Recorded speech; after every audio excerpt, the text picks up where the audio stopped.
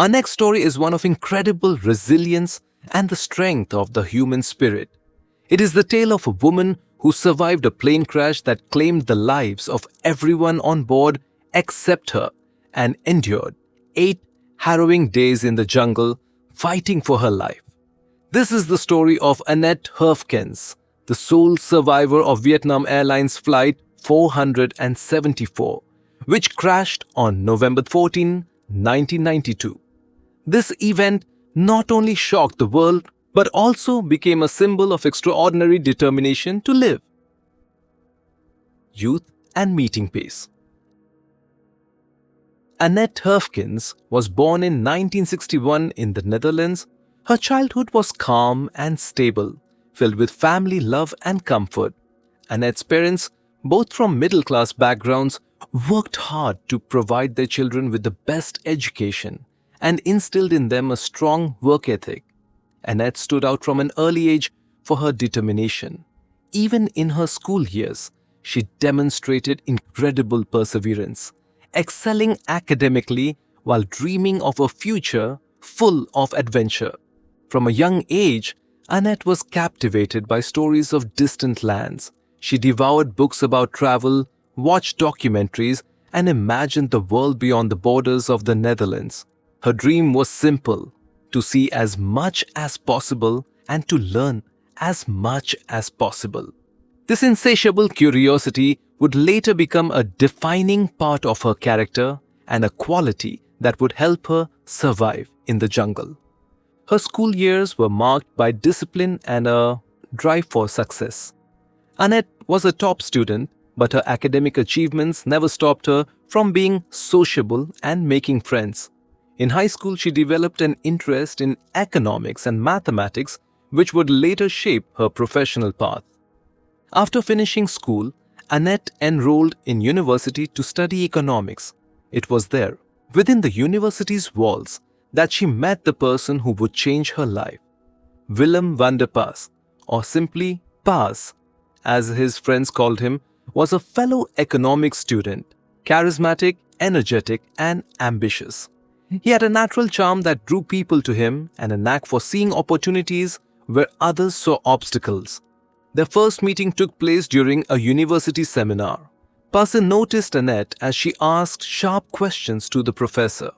He was impressed by her confidence and decisiveness. After the lecture, he approached her and suggested they discuss the seminar's topic over coffee. That simple conversation was the start of their relationship. They quickly realized how much they had in common. Both loved to travel, both dreamed of achieving great things in their careers, and both believed in living life to the fullest. Their romance developed quickly. Pas was a man of action, inspiring Annette to be braver and more self-assured. At the same time, he admired her depth of thought and her ability to find beauty in small details. In university, they became not just a couple but also partners who supported each other in everything. Pas often said that Annette was his quiet strength, giving him confidence in any situation. Annette, in turn, believed that with him by her side, she could achieve anything. After graduating, their paths briefly diverged. Annette secured a position at a prominent bank, quickly rising through the ranks, while Pas began working at an international investment firm. Their meetings became less frequent, but they stayed connected through letters and phone calls. Eventually, Pasé proposed, and they decided to build a life together. The union was not just a love story, it was a partnership of two people who believed in and supported one another through every challenge. This unwavering belief in each other would later become Annette's greatest source of strength during the darkest moments of her life. When Pas received an assignment in Vietnam, Annette didn't hesitate. She left her thriving career behind to follow him, deciding that love and shared adventures were worth the leap. This decision marked the beginning of a new chapter in her life, one filled with uncertainty but also endless possibilities. Moving to Vietnam. After Pas secured a position at an international company operating in Vietnam, his life changed dramatically. For a young, ambitious man eager to seize new career opportunities, moving to a distant country seemed like the perfect choice. Annette, despite her successful career at a major bank, didn't hesitate for a moment when her fiancé proposed this adventure.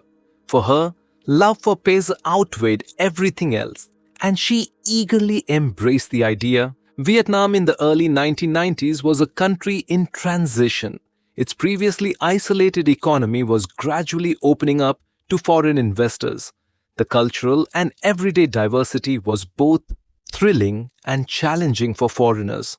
When Annette and Paz arrived in Ho Chi Minh City, the city greeted them with stark contrasts. Narrow streets filled with rows of mopeds stood alongside grand French colonial buildings, and traditional markets were juxtaposed with emerging business districts. Life in Vietnam proved more difficult than expected. The heat, humidity, and language barrier were Annette's first major hurdles. Her earliest words in Vietnamese were requests for help at the market as she struggled to understand how to select the right produce. However, despite these everyday difficulties, the couple reveled in the new opportunities around them. They explored local landmarks, discovered unique cuisines, and worked to adapt to an entirely different culture. Pasé worked in the city's bustling business district, often spending long hours in meetings and negotiations. Annette admired his confidence and his ability to connect with partners effortlessly. She understood that sacrificing her familiar comforts for him was worthwhile. In their free time, they made an effort to travel beyond the city, eager to see more of the country. Vietnam's exotic beauty captivated them. Lush rice fields, majestic mountains, and endless beaches became their shared treasures. Yet, despite the outward romance of their life in Vietnam, Annette couldn't shake a sense of isolation. She missed her home, her familiar circle of friends, and her fulfilling career, which had always given her a sense of purpose. At times, she questioned whether giving it all up for the move had been the right decision. But her love for Paz and her belief in their future together always prevailed. Vietnam became a symbol of a new chapter for the couple. Together, they planned trips and built dreams for their future. One such dream was a weekend getaway to Nha Trang, a small coastal town renowned for its beaches and tranquil beauty. It was meant to be their time, far from work responsibilities and the city's chaos. The trip to the coast and the Yak 40.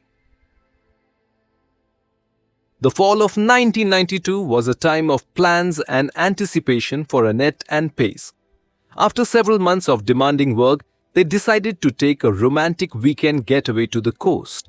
Confident in his decisions as always, Pasé suggested they travel to Nha Trang, a small resort town known for its warm waters, pristine white beaches, and tranquil atmosphere.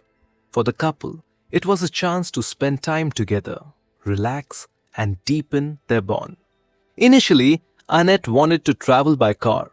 She imagined a scenic drive along the coastline with opportunities to stop and take in the views.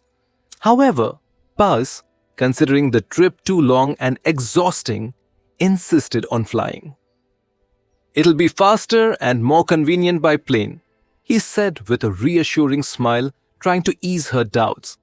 Annette trusted his judgment, though a growing sense of unease began to settle within her. The aircraft scheduled for the flight was a Yakovlev Yak 40. Developed in the 1960s in the Soviet Union, the Yak 40 was designed for short regional flights. By the early 1990s, however, it was already considered outdated. Its reliability had been questioned multiple times, especially in adverse weather conditions or challenging terrain. Vietnam Airlines used these planes for domestic routes. While many passengers considered them dependable, seasoned travelers often opted for alternative transportation. The Yak 40 was a small aircraft with a narrow cabin and basic technical features. It could carry up to 32 passengers, but its capabilities were limited. It was no surprise that Annette felt a pang of discomfort when she first saw the plane. As the departure time approached, the weather began to deteriorate. A tropical cyclone named Forrest was sweeping across Vietnam's coastline, bringing torrential rains and strong winds. Several flights had been cancelled, but Vietnam Airlines Flight 474 still took off from Ho Chi Minh City, bound for Nha Trang at 11:40 a.m. Annette, battling her claustrophobia, tried to distract herself by chatting with Buzz. As always, he found the right words to reassure her, promising everything would be fine. The plane's cabin was cramped. The noise of the engines, the vibrations, and the distinct smell of aging metal only heightened Annette's anxiety. Her claustrophobia made her feel trapped. She closed her eyes, took deep breaths, and pictured herself already relaxing on the beach. Paz held her hand, offering silent support. But as the plane neared the coast, the situation began spiraling out of control. Strong winds and heavy rain caused the pilot to lose orientation. The plane descended too quickly, and at 12:23 p.m., it collided with the side of a hill in the jungle. The impact was so violent that the fuselage broke apart. Annette lost consciousness as chaos engulfed the scene.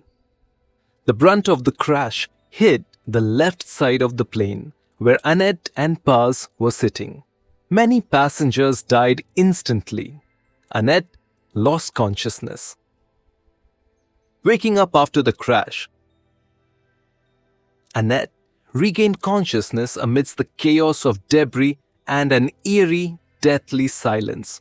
The first moments were shrouded in confusion and pain.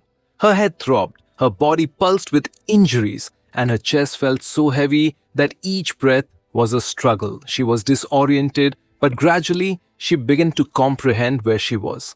Pieces of the plane were scattered around her, their jagged metal edges glinting under the sunlight, filtering through the dense jungle canopy. The smell of fuel mixed with the humid air and the bitter stench of death. As her vision cleared, she noticed another survivor nearby. It was a Vietnamese businessman lying not far from her. His face was contorted in unbearable pain, yet he tried to appear calm. When their eyes met, he spoke to Annette. His voice was hoarse but steady. "Don't be afraid," he said. "They'll find us. I'm an important person and they'll search for us." These words, strange as they were, gave Annette a fleeting sense of comfort. For a brief moment, she felt she was not entirely alone in this nightmare. Annette became aware of her own condition. Her clothes were torn, leaving her nearly exposed in only her undergarments. The businessman, noticing her discomfort, opened a small suitcase that had miraculously survived the crash and pulled out a pair of trousers. Despite the excruciating pain in her leg, Annette managed to put them on with great effort. It wasn't just a gesture of kindness, it gave her a small but vital sense of control over the situation. Though gravely injured, the businessman tried to remain upbeat and support Annette, but his condition rapidly deteriorated. His wounds were far too severe. A few hours after their first exchange, he succumbed to his injuries. His body fell still, and Annette was left entirely alone. Her only source of human connection vanished, leaving her isolated amidst the wreckage and the jungle. For some time, she could still hear faint moans from other passengers, but with each passing hour, those sounds grew fainter until they disappeared altogether. By nightfall, an oppressive silence descended. Annette realized that there were no other survivors around her. She was the sole survivor, left alone with her pain, fear, and the vast unknown of the jungle. Every part of her body screamed with pain. Her left leg was severely injured, her right hip was broken, and her chest was so compressed that every breath felt like an act of sheer willpower. She felt blood slowly seeping from her wounds, aware that her strength was slipping away with each passing moment. Yet despite it all, she refused to give in to despair. Annette's time in the jungle. When Annette realized she was one of the few who had survived the crash, panic and fear overwhelmed her. She was surrounded by a deadly silence, broken only by the sounds of the jungle. What might have seemed picturesque and exotic under different circumstances had become her personal hell. Her body was racked with pain.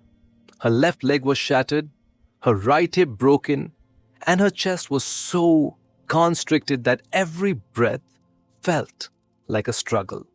Her hands trembled as she tried to move, but the pain was too intense. She was confined to the wreckage of the plane, which had now become her only shelter. Her world had shrunk to just a few meters around her, and even within this small space, danger lurked in the form of insects, predators, and disease. The first day passed in a haze of shock. Annette couldn't organize her thoughts enough to fully process her situation. She lay among the debris, staring at the sky through narrow gaps in the jungle canopy. The jungle was dense, its eerie quiet broken only by the occasional calls of birds or the rustling of the wind. Insects swarmed around her, biting her exposed skin, and the heat became unbearable. Her only solace came when rain began to fall, filling parts of the wreckage with water that she could drink to stave off dehydration. Each time it rained, she used a sponge-like fragment from the plane to soak up droplets and squeeze them into her mouth. Those small gulps of water became her lifeline.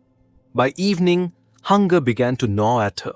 The wreckage, which had once been the site of her dinner with Puz, was now littered with death. She tried to avoid looking at the bodies of the other passengers, which were slowly starting to decompose under the relentless sun. The stench was unbearable, but she had no choice but to stay near the wreckage in the hope that rescuers would locate the crash site. On the second day, Annette started to feel her body weakening. Cuts and wounds on her skin were becoming inflamed, and each breath felt like a monumental effort. Still, she refused to give up. Her mind clung to memories of home, her parents, and her fiancé Paz.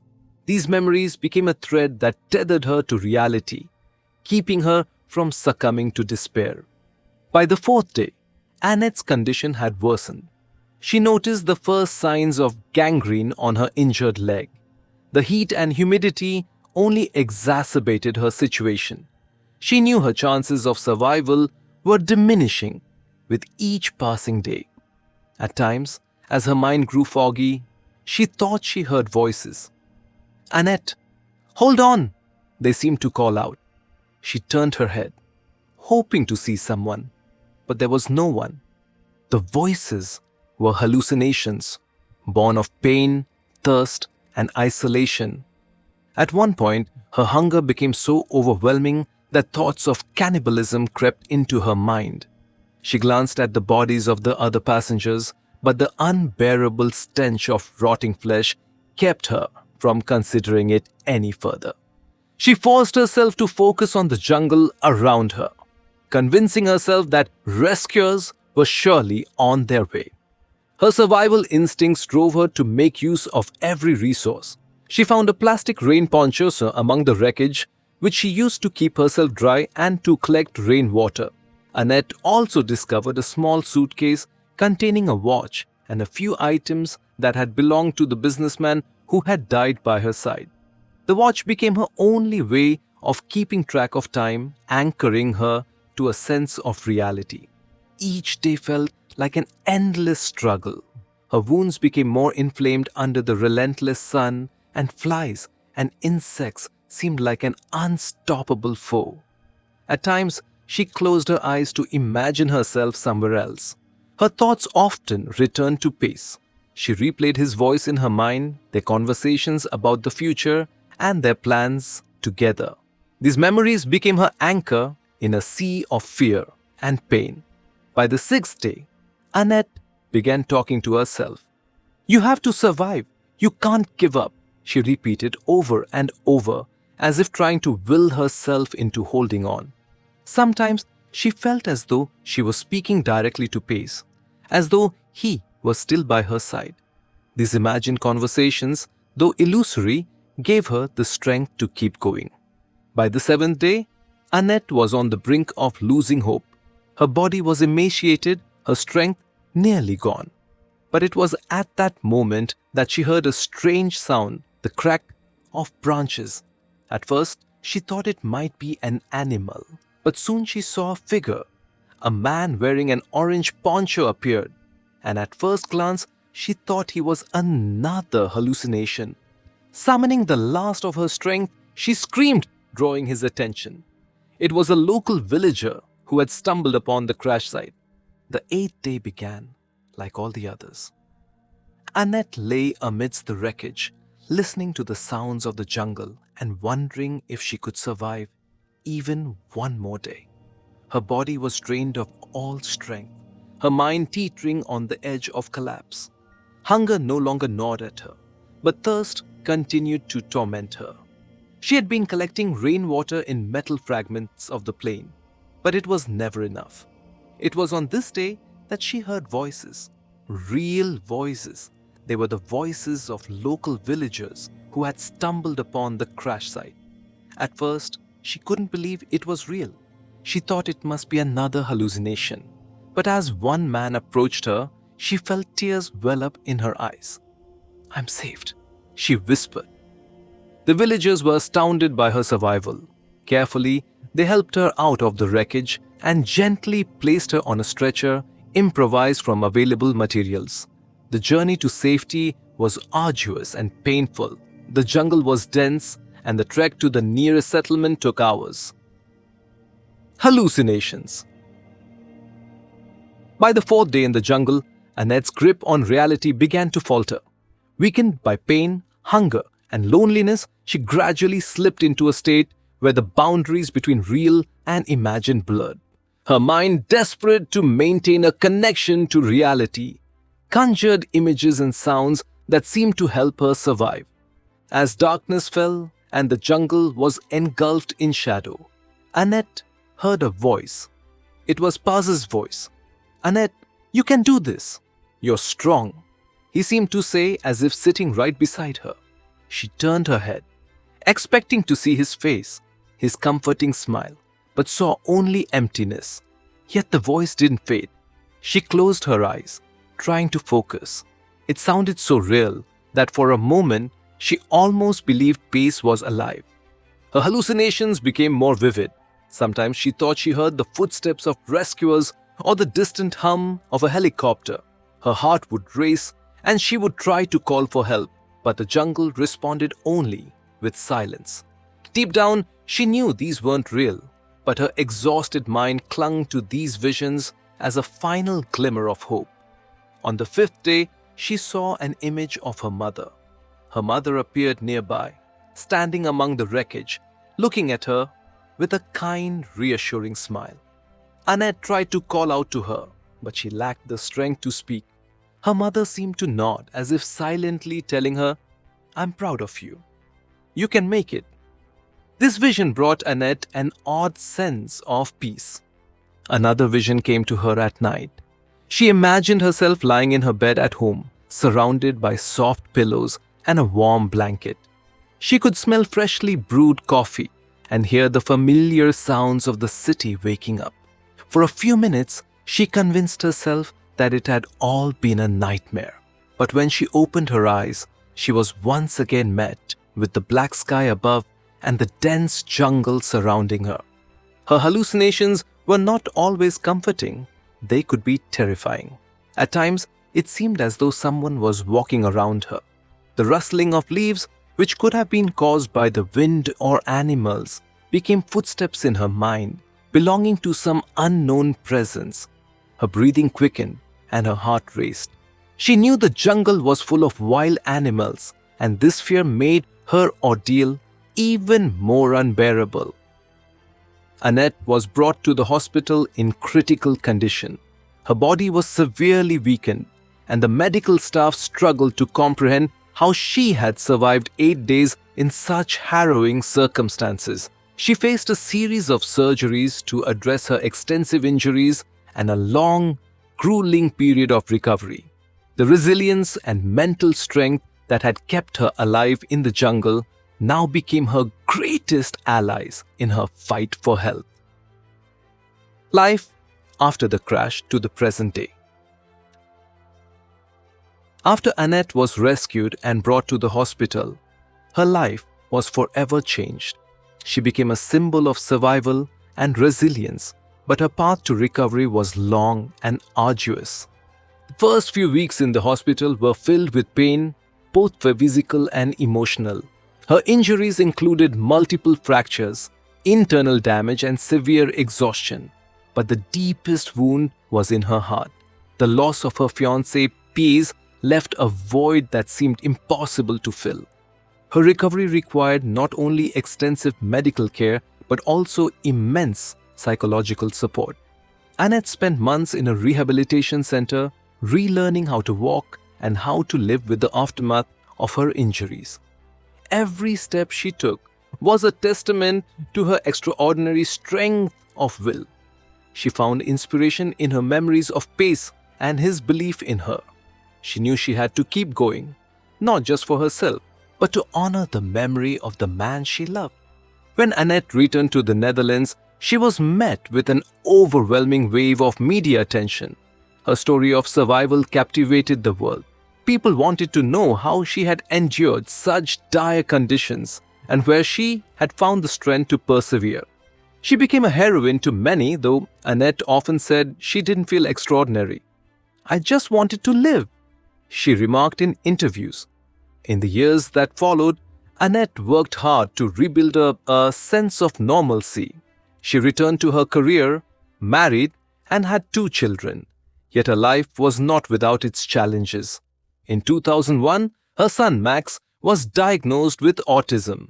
This became yet another test for Annette, but her experience surviving the jungle gave her the tools to face life's difficulties. She devoted herself to caring for her son while continuing to share her story with others.